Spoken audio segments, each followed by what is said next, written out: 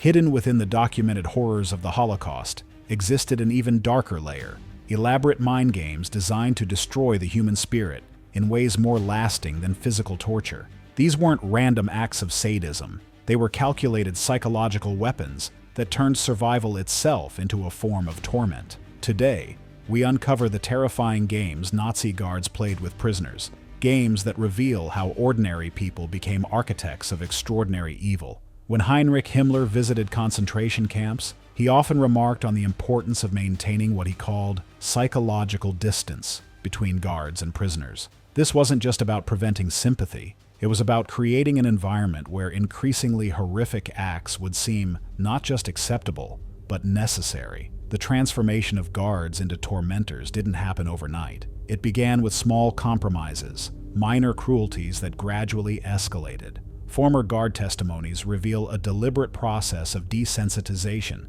where new recruits were gradually introduced to more severe forms of psychological manipulation. At Dachau, new guards underwent what senior officers called conditioning exercises. These weren't officially documented, but survivor accounts paint a clear picture. Guards were first asked to observe, as prisoners were forced to perform humiliating tasks. Then, they were asked to give simple orders. Finally, they were encouraged to create their own training exercises for prisoners. The most chilling aspect wasn't the cruelty itself. It was how quickly normal human beings adapted to wielding absolute power over others. Psychological studies conducted after the war revealed that many guards genuinely believed their actions were justified, even necessary for maintaining order. This psychological framework created the perfect environment for the development of increasingly elaborate and cruel games. What started as simple humiliation tactics evolved into complex psychological torture methods that would haunt survivors for decades. Of all the documented psychological games, none was more widespread or psychologically devastating than what survivors came to call the bread game. This wasn't a single activity, but rather a category of psychological torture that appeared in virtually every major concentration camp. The basic premise was deceptively simple. Guards would use food, the most precious commodity in the camps, as a tool for psychological manipulation. But the execution was far more complex and devastating than mere withholding of rations. At Bergen-Belsen, guard Wilhelm Durr became notorious for his elaborate bread ceremonies. Every morning he would arrive at Block 7 carrying a loaf of fresh bread, real bread, not the sawdust mixture typically given to prisoners. He would break off pieces, describing in detail how fresh and warm it was, how it smelled of the bakery where German civilians purchased their daily meals. The ritual was methodical. Durr would tear the bread slowly, letting steam rise from the warm interior. He would hold pieces close to prisoners' faces, ensuring they could smell the yeast and wheat that had become distant memories. Some prisoners reported that the smell was so overwhelming after months of starvation that it caused physical pain, their bodies reacting to the promise of real nutrition. Then came the game. Durr would announce that one prisoner could have the entire loaf, but only if they could convince him why they deserved it more than any other person in the block. What followed was a carefully orchestrated breakdown of human solidarity. Prisoners, driven by starvation, would begin to plead their cases. A mother would explain that she needed strength to care for her dying child, describing how her milk had dried up and how she watched her infant grow weaker each day. A young man would argue that his youth made him more valuable for future work details, emphasizing his potential to contribute to the war effort.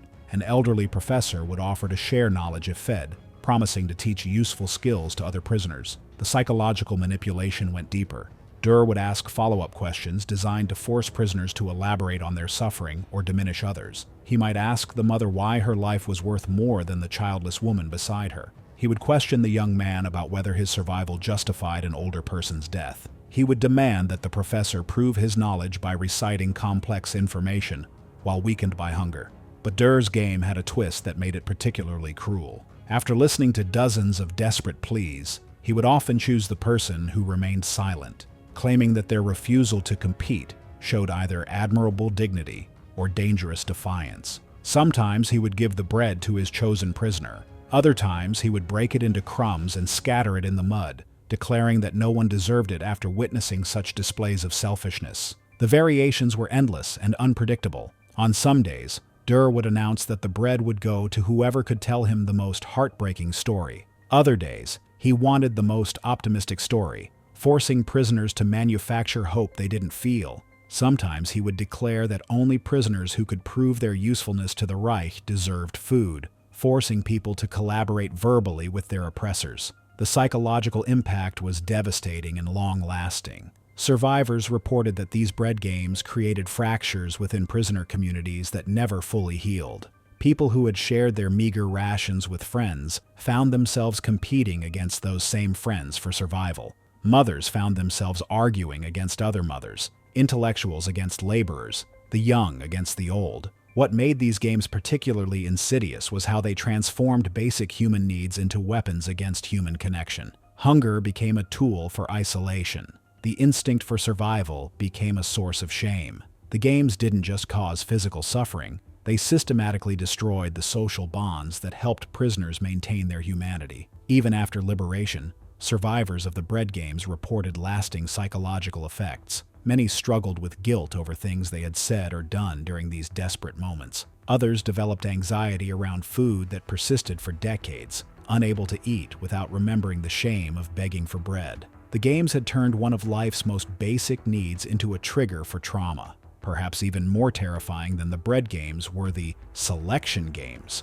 elaborate psychological torture methods disguised as life-and-death decisions. These went far beyond the notorious selections for gas chambers, extending into daily camp life in ways that kept prisoners in constant psychological torment. At Mauthausen, SS Unterscharführer Georg Bachmeier developed what he called mercy selections. Unlike the clinical, systematic selections for extermination, these were presented as opportunities for prisoners to save themselves or others through various challenges or demonstrations of worthiness. Bachmeier's approach was methodical and calculated. He would arrive at work details and announce that the day's quota was impossible to meet, that the entire group faced severe punishment for inevitable failure. However, he would offer an alternative. If prisoners could demonstrate sufficient devotion to their fellow inmates, he might reduce the quota or excuse the entire group from punishment. The demonstration required prisoners to volunteer for additional punishment in place of others. But Bachmeier's selections were far more psychologically complex than simple substitution. He would create elaborate scenarios where prisoners had to choose not just who would suffer, but how they would suffer. In one documented case, Bachmeier presented a group of 30 prisoners with an impossible choice. He selected 3 individuals, a father, a teenage boy, and an elderly man, and announced that one of them would face extended punishment, while the other 2 would receive extra rations. The group had to decide who would suffer and who would benefit. The psychological trap was ingenious in its cruelty. Prisoners faced multiple impossible choices: step forward to potentially save others, and almost certainly doom themselves, remain silent, and watch others suffer while carrying the weight of inaction, or participate in choosing who among their fellow prisoners deserved punishment. The selection process itself became a form of torture.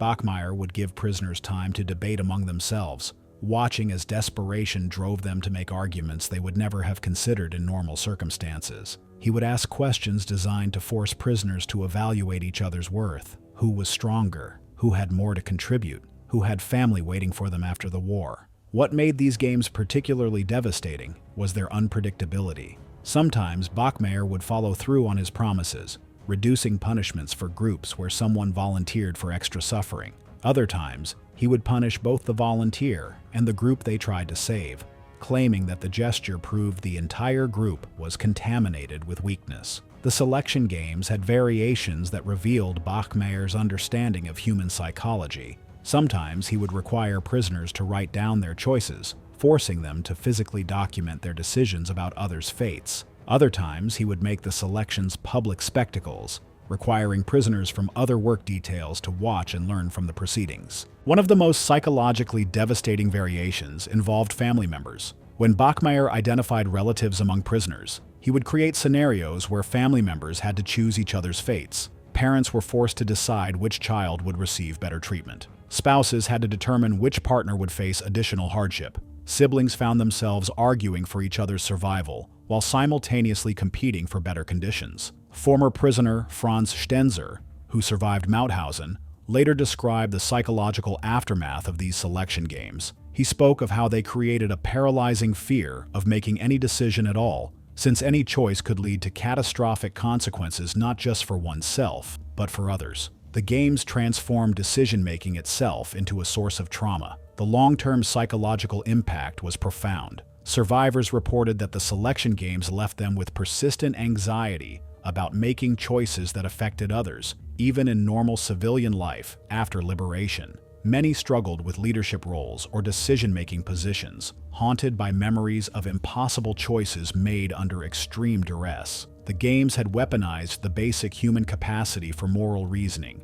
turning ethical thinking into a source of psychological pain. If the bread and selection games attacked prisoners' physical needs and moral foundations, the hope games targeted something even more fundamental: the human need to believe in a future beyond suffering. These games took many forms, but all shared a common structure. Guards would offer genuine hope, news of Allied advances, promises of improved conditions, or hints at possible release, only to reveal that the hope was false, often in the most crushing way possible. At Sobibor, SS Oberscharführer Karl Bauer became infamous for his liberation announcements. He would arrive at prisoner barracks with official-looking documents and announce that certain prisoners were being transferred to resettlement camps with better conditions. He would describe these fictional camps in elaborate detail: better food, medical care, even the possibility of contacting family members. The selected prisoners would be given time to prepare,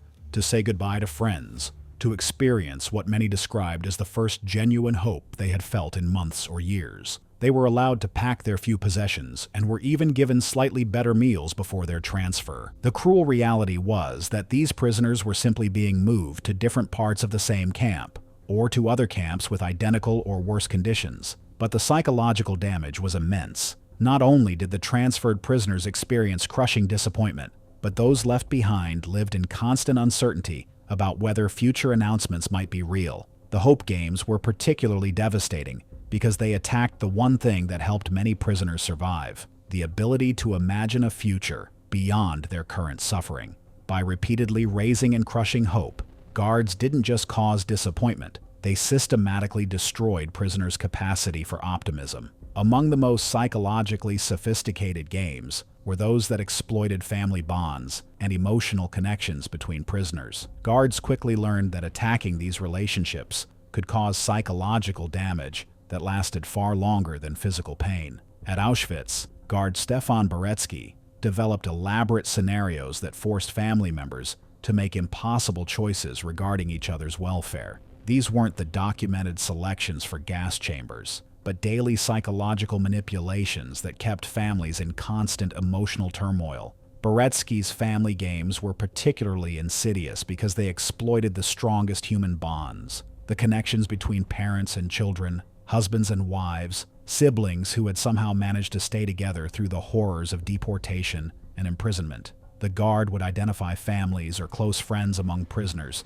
and create situations where one person's actions would directly impact the other's treatment. A mother might be told that her work performance would determine her daughter's food rations. A husband might be informed that his compliance with humiliating orders would affect his wife's work assignment. But Boretsky's games went far beyond simple interdependence. He created scenarios that forced family members to actively compete against each other or to choose one another's fates. In one documented case, he presented a father and mother with an impossible choice. They could either both receive reduced rations for a week, or one of them could maintain normal rations, while the other received no food at all. The psychological sophistication was remarkable in its cruelty. Boretsky understood that people could endure suffering more easily when it affected only themselves. By making survival interdependent, he ensured that every decision carried emotional weight that extended far beyond personal consequences. One of the most documented cases involved a father and teenage son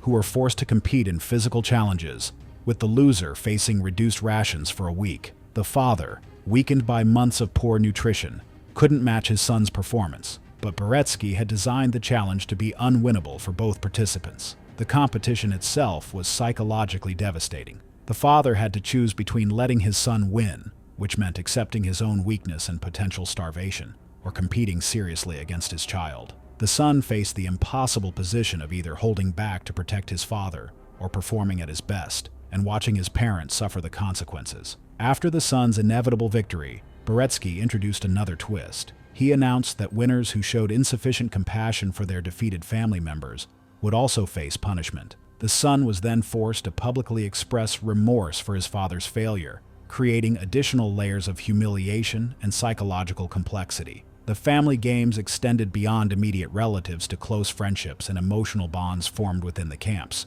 Boretsky would identify prisoners who had developed supportive relationships and create scenarios that turned these bonds into sources of suffering. Friends who had shared food and comfort found themselves forced to choose who among them would receive better treatment. Boretsky would present groups of friends with scenarios where helping one person meant abandoning another. He would create competitions where the winner received privileges while the losers faced additional hardships. These games created psychological fractures that often proved more lasting than physical injuries. Survivors reported that guilt over these forced choices continued to affect family relationships long after the war ended. Parents struggled with memories of times they couldn't protect their children. Children carried guilt about advantages they gained at their parents' expense. Spouses found it difficult to fully trust each other again after being forced to compete for survival. The most devastating aspect was how these games transformed love itself into a weapon. The stronger the emotional bond, the more effective the psychological torture became. Family members found themselves wishing they cared less about each other, simply to reduce their vulnerability to these manipulations. The games didn't just exploit love, they made loving someone feel dangerous and destructive. Beyond games targeting survival needs and relationships, guards developed elaborate humiliation rituals designed purely to destroy prisoners' sense of human dignity. These dignity games were often the most psychologically sophisticated, revealing a deep understanding of what made people feel human. At Buchenwald, a group of guards led by SS Unterscharführer Martin Sommer created what they called cultural evenings. These weren't the documented prisoner performances sometimes organized by camp officials, but forced entertainment designed to maximize humiliation. Prisoners with professional backgrounds, teachers, musicians, doctors, lawyers, were forced to perform elaborate parodies of their former lives. A respected surgeon might be required to perform a mock operation on a stuffed dummy, while guards provided medical commentary, designed to highlight his current powerless state. A former university professor might be forced to deliver lectures on absurd topics while being constantly interrupted and ridiculed. The psychological impact went beyond simple embarrassment. These games attacked prisoners' professional identities, often the last aspect of their pre-camp selves that remained intact. By forcing respected professionals to participate in degrading parodies of their life's work, guards systematically stripped away layers of personal identity. What made these dignity games particularly cruel was their optional nature. Prisoners were told they could refuse to participate, but refusal meant forgoing food rations or facing other punishments. The choice created additional psychological burden. Prisoners had to actively participate in their own humiliation to survive. Perhaps the most insidious games were those designed to destroy trust between prisoners themselves. Guards understood that prisoner solidarity was a threat to camp control, so they developed elaborate schemes to turn prisoners against each other. These trust games often involved false information campaigns. Guards would tell prisoner A that prisoner B had volunteered information about A's activities. They would inform prisoner C that D was receiving extra rations in exchange for reporting on fellow prisoners. None of this information was true, but the psychological damage was real. At Dachau, this strategy was refined to an art form. Guards would create elaborate scenarios where prisoners appeared to be collaborating with authorities. A prisoner might be called to the guard station for what appeared to be a lengthy, friendly conversation. In reality, they were simply being held in detention, but other prisoners observed what appeared to be voluntary cooperation. The psychological impact was devastating. Prisoner communities that had developed strong mutual support systems found themselves fractured by suspicion and distrust. People who had shared food and comfort began to question each other's motives and loyalty. The most cruel aspect of these trust games was their self-perpetuating nature. Once suspicion was introduced into a prisoner group, it tended to grow organically. People began interpreting innocent actions as evidence of collaboration. The mere possibility that someone might be informing was enough to destroy the solidarity that had helped groups survive. The final category of psychological games involved the manipulation of time and uncertainty. Guards understood that not knowing what would happen next was often more psychologically damaging than experiencing specific punishments. These time games took various forms. Prisoners might be told they would face punishment at a specific time, then kept waiting for hours or days without explanation. They might be informed of impending transfers or work assignments that never materialized. They might be given conflicting information about camp policies or procedures, creating constant uncertainty about what actions might trigger punishment. At Ravensbrück, this psychological manipulation reached sophisticated levels. Prisoners were often told about impending policy changes that would affect their treatment, sometimes positive changes, sometimes negative ones. The information was usually false, but the psychological impact of constant uncertainty was real. The time games attacked something fundamental to human psychology, the need to predict and prepare for future events. By making the future completely unpredictable, guards created a state of chronic psychological stress that many survivors described as more exhausting than physical labor. The psychological games employed by Nazi guards left scars that extended far beyond liberation. Unlike physical injuries, which could heal with time and medical care, the psychological damage often persisted for decades. Many survivors reported that the games had more lasting impact than other forms of camp brutality. Physical abuse was terrible, but comprehensible. It served obvious purposes of punishment or intimidation. The psychological games served no apparent purpose beyond causing mental anguish, making them harder for survivors to process and understand. Post-war psychological studies revealed common patterns among survivors who had experienced these games. Many developed what would later be recognized as complex post-traumatic stress disorder, characterized by difficulty trusting others, persistent anxiety about making decisions, and a heightened sensitivity to situations involving power imbalances. The family games left particularly lasting damage. Many survivors struggled with relationships for decades after liberation, unable to fully trust that their actions wouldn't somehow endanger people they loved. The dignity games created persistent feelings of shame and self-doubt that interfered with professional and personal relationships. Perhaps most tragically, some survivors internalized aspects of the psychological manipulation they had experienced. The constant questioning of their own worth and dignity created patterns of self-doubt that persisted long after the guards who had tormented them were gone. The psychological games documented in Nazi concentration camps reveal something disturbing about human nature: the capacity for ordinary people to develop sophisticated methods of psychological torture when placed in positions of absolute power over others. These weren't the actions of monsters or madmen, but of individuals who had been systematically conditioned to view certain human beings as less than human. The progression from normal citizens to psychological torturers followed predictable patterns that researchers continue to study today. The games also reveal the remarkable resilience of the human spirit. Despite facing psychological manipulation designed by experts to break them, many prisoners found ways to maintain their humanity and help others do the same. They developed counter-strategies, formed support networks,